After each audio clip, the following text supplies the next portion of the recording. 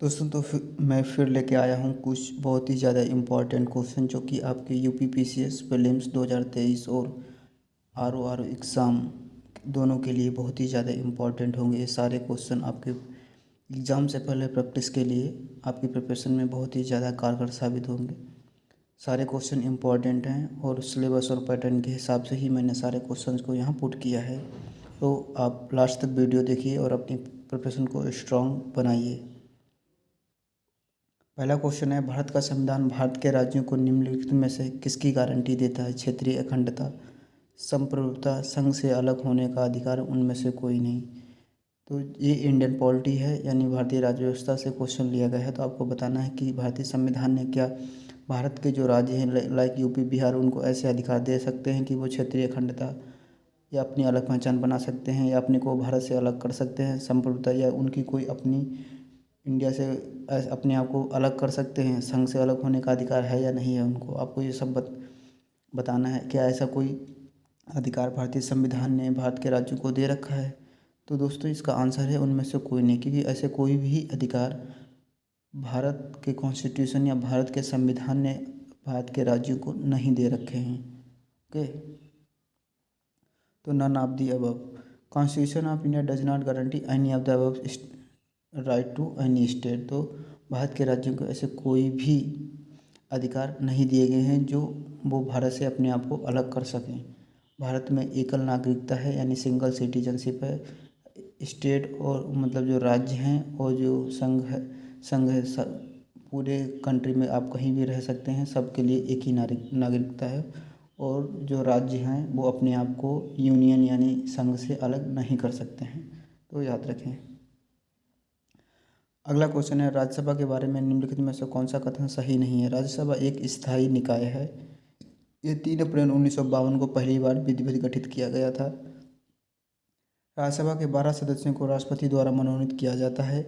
इसके एक तिहाई सदस्य प्रतिवर्ष सेवानिवृत्त होते हैं। आपको बताना है कि इनमें से कौन सा कथन गलत है। तो आपको बता दें कि राज्यसभा एक स्थायी निकाय है, एक स्टेटमेंट बिल्कुल सही है। यह 3 अप्रैल 1952 को पहली बार विधिवत गठित किया गया था, यह स्टेटमेंट भी बिल्कुल सही है। राज्यसभा के 12 सदस्यों को राष्ट्रपति द्वारा मनोनीत किया जाता है, ये कथन भी सही है। इसके एक तिहाई सदस्य प्रतिवर्ष सेवानिवृत्त होते हैं, ये स्टेटमेंट गलत है क्योंकि प्रतिवर्ष नहीं, प्रत्येक 2 वर्ष सेवानिवृत्त होते हैं।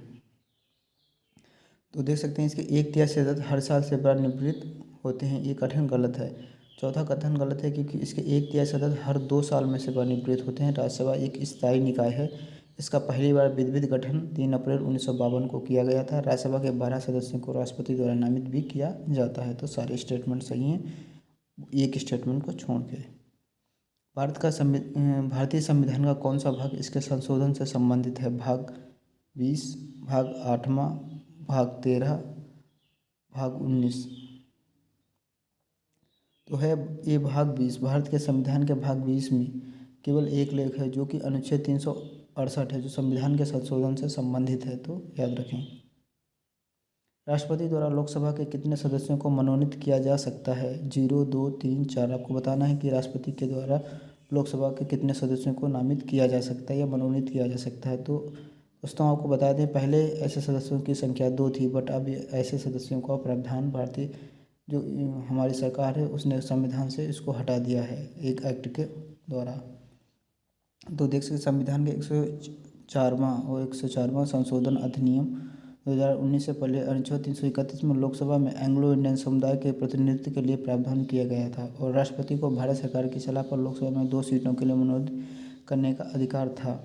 104 में संविधान संशोधन अधिनियम 2019 के बाद ये प्रावधान नहीं रहा और इसको हटा दिया गया है, तो याद रखना। क्वेश्चन है, भारत के संविधान के निम्नलिखित में से किस भाग में मौलिक कर्तव्य निहित है? भाग 3, भाग 3A, भाग 4A, भाग 4। मौलिक कर्तव्य तो आपको बताना है किस में है, तो यह भाग 4A।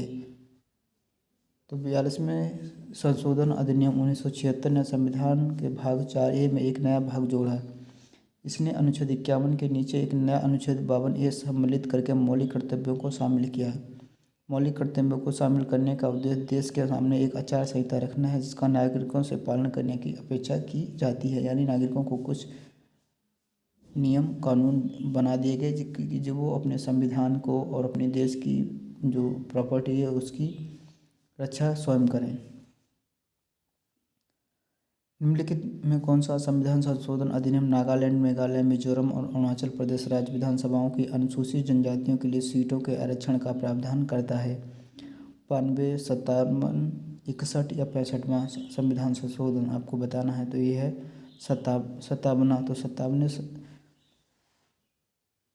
संविधान संशोधन अधिनियम 1987 ने अरुणाचल प्रदेश, मेघालय, मिजोरम और नागालैंड राज्यों की विधानसभाओं में अनुसूचित जनजातियों के लिए सीटें आरक्षित की थीं। अगला क्वेश्चन, संविधान के निम्नलिखित में से किस संशोधन में केंद्र और राज्यों के बीच राजस्व के हस्तांतरण की वैकल्पिक योजना का प्रावधान है? संविधान संशोधन 65वां, संविधान संशोधन अधिनियम 80वां, संविधान संशोधन अधिनियम 85, संविधान संशोधन अधिनियम 89। तो यह है 80।